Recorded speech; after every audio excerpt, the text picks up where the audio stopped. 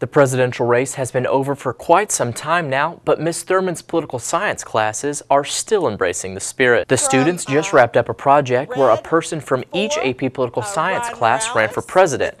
The two candidates were Ryan Morales and Jonah Clark. Good morning, everyone. I'm just going to take this morning introduction to thank everyone. Y'all look lovely this morning, especially Ms. Thurman. You look beautiful, as always. For those of you who don't know me, I'm Ryan Morales, presidential candidate, and I would like to take a moment to thank everyone in the whole entire school for participating, for looking at the posters, for watching the Digital Devil, which is important in this school. And yes, I'd like to thank David Kirk for being here, filming this, and good luck to my candidate, and I hope you guys have a great time watching this debate.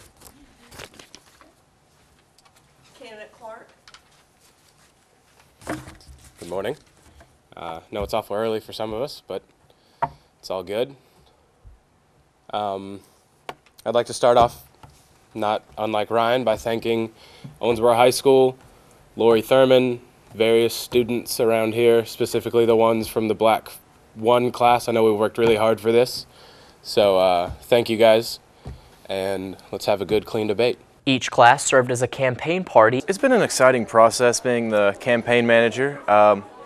I've been lucky enough to work with a good AP government class that's been dedicated to campaigning for Jonah Clark and Michael Bailey, and I've really enjoyed getting to campaign to the rest of the school and especially shoot commercials to try to show why our ticket is the superior one. We've spent lots of weekends, lots of nights, lots of long hours. You know, we film videos outside of school. I know people spent lots of time going different places, talking to people in the community, and we spent class hours, you know, working on the posters and making videos. And so I'd say there have been a lot of time and effort put into this. Our classes work very hard. We've spent a lot of time out of class working on commercials, designing logos, printing logos and putting them up in the school, and campaigning in other ways too.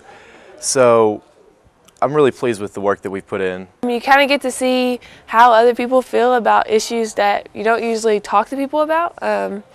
You kind of get to relate to people when you go up to them and, you know, who are you going to vote for? And they tell you how they feel about things, and it's just kind of been a new learning experience, and got to really meet some new people and do some cool things. And of course they had a presidential debate. Well, over the past week or so, I've gone into researching things that in particular cost America quite a bit of money. A big thing is defense spending, and just by simply cutting the nuclear arsenal by, I think, a little bit over half, you save America nearly $19 billion by 2030. So that's a good place to start. You have reducing the size of the Navy and the Air Force, which saves yet again another $19 billion. Foreign aid, cut that by a fourth, and you saved $8.5 billion for the American people. We're currently involved in 2 different wars, one in Afghanistan and one in Iraq. We're looking to pull out of those soon, I know. But if we're out by 2016, we've saved roughly $51 billion in defense spending and all that stuff. More domestic ways to look at it to cut the deficit would be you could look into malpractice reform, which is, you know, you could broaden the term malpractice so that doctors who, when a patient comes in and say that they have like a cold or something, and a doctor's like, well, we're going to have to check, we're going to have to go for a CT scan, we're going to have to go for all this stuff, that costs the taxpayers a lot of money, because that's a lot of extra things that they're going to have to do. So if we were to broaden the term malpractice, you could cut all of those extra little expenditures and save roughly $13 billion by 2030. You could also look into raising the retirement age to 70, which is $247 billion by 2030. and returning taxes to Clinton-level eras and allowing the Bush tax cuts to expire for income above $250,000 a year.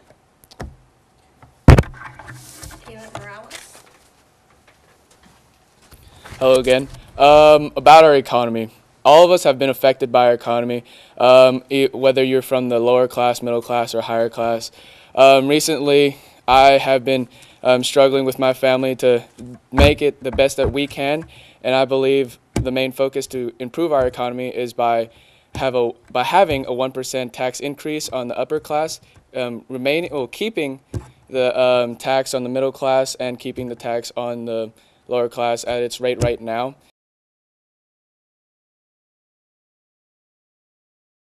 Well, the Morales and Walker campaign considers education one of the most, if not the most, important aspects of our country and in this whole entire world. We are the generation that's coming up next. We will possibly influence and hopefully rule the world, my hopes, pretty soon. But yeah, the education in my mind and in our campaign's mind is one of the most important aspects. Here are some quotes from important people in our school. If I could change anything about the current education system, it would be the requirements for special needs students. Special needs students, they shouldn't be held up to our standards. They should have a realistic goal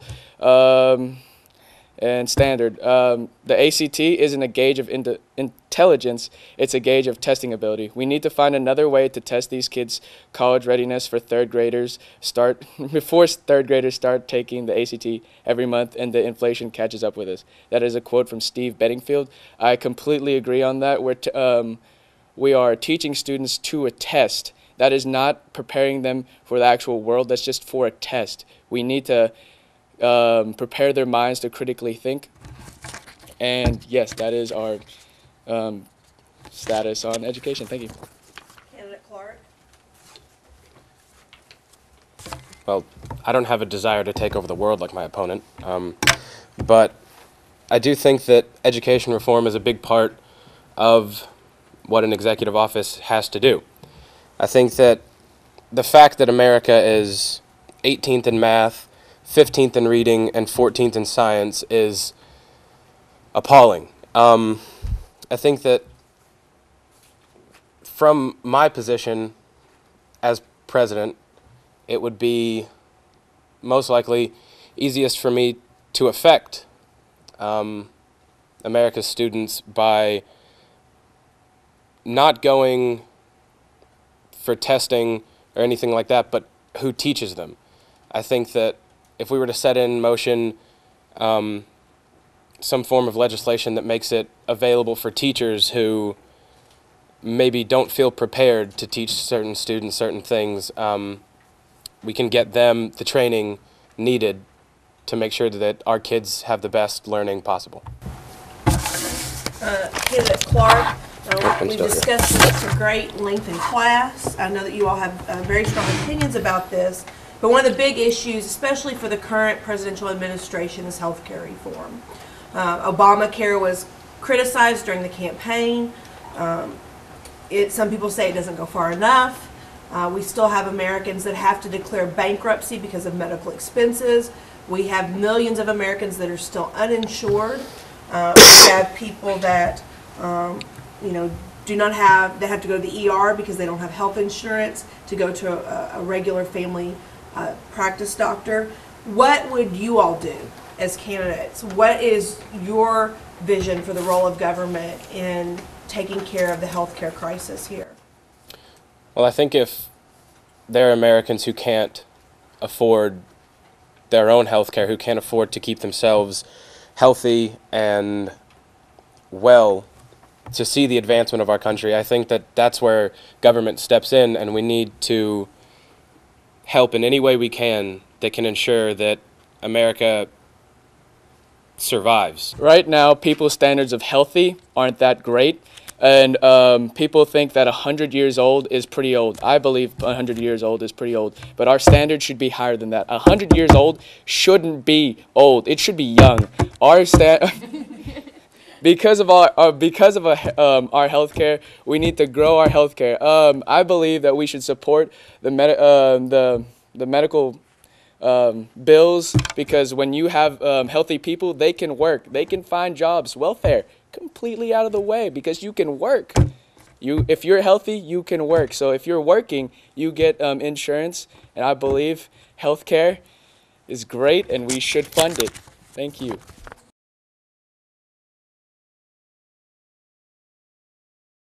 I love my mother, and I see her every day, and I love her to death. I'll do anything for her. Women are an important part of our society. They have given all of us. We've had mothers and fathers, and I believe women are essential to eliminate the inequalities of women in the workforce. We would probably just take out the check male or female box and then look at the applications from there. We would look at solely on the basis of their academic achievement, their education, their experience. In Congress, we should support our women. We should not have gender discrimination. Women are important, and yes. Candidate Clark. Let me look through this real quick. Let's see. Okay, thank you. I don't think there's any kind of legislation you can put through that can immediately get rid of inequality, but I think that the main part is changing the minds of the people in America. And the easiest way to do that would be to show them women who are strong and powerful and that seem like they can, well, okay, not seem, but actually can get things done. So I think I would make it a large portion of my administration to appoint women to major political positions. Equal Rights Amendment in the 1970s, and it did not pass in the states. Would your administration support an Equal Rights Amendment that makes this type of financial discrimination illegal? And I would like to also ask, neither of you chose a running mate that was a female. And I'm curious if, as you said, you would appoint women in your I guess a cabinet, I can't talk, cabinet, or like for the EPA or for the Supreme Court, then why was there not a woman worthy to be your vice president? And would you support the Equal Rights Amendment? In room 134. Also impending on the regulations on the equal rights legislation, I would also support that. I do believe women are important, as I said earlier. But for the basis of the female vice president candidate, we had very, very well trained, very well appreciated women that could have been the vice president, but we voted as a group, as a democracy, because our nation is a democracy, on who could be our vice president. And I believed any one of the girls, and Miles, any one of us in the Red 4 government class could have been great leaders for the vice presidential candidate, and especially women. They are lovely, they're beautiful, they keep America beautiful, and yes, thank you. Take a look at some of the commercials the students put together.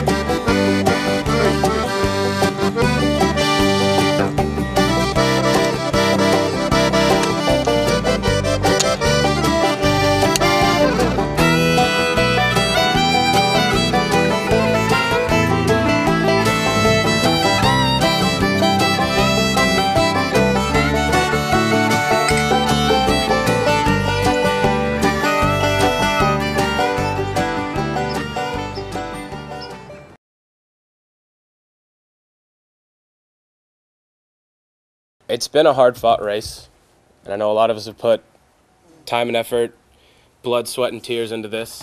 But in the end,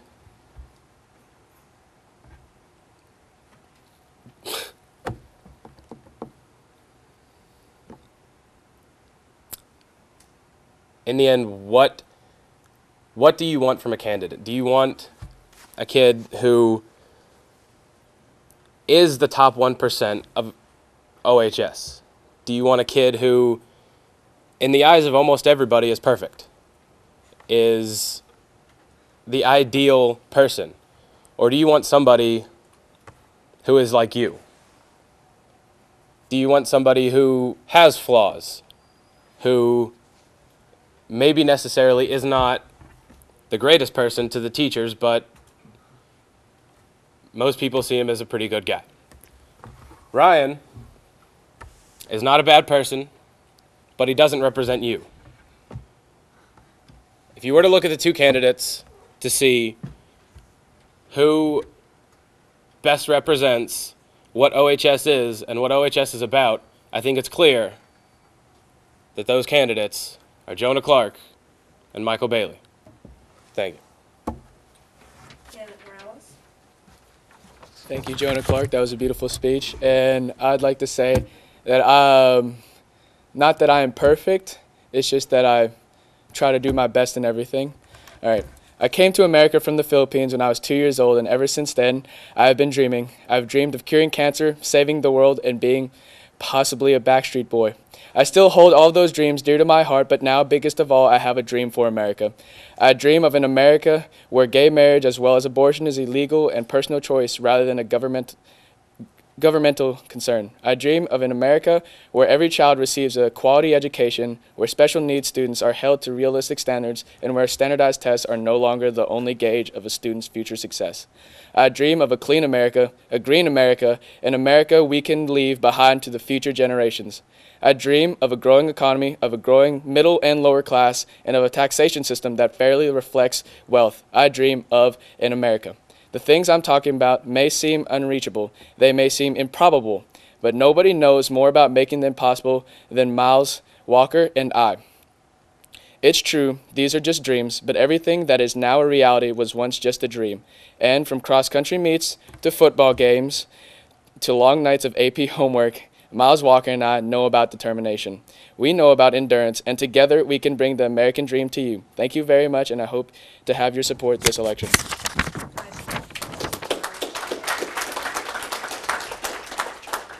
For the Owensboro Public School System, I'm Dave Kirk. Thanks for watching.